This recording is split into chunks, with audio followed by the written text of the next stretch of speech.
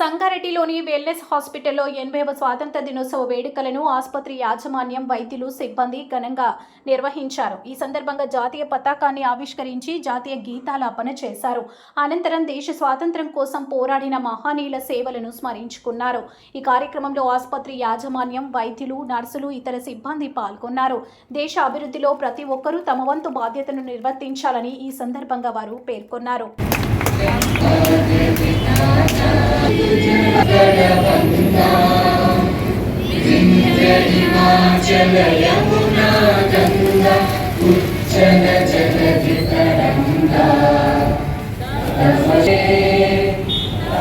शुभ आशीषे तव जय गाथा जन गण मंगलदायक भाग्य विधाता जय हे जय हे जय हे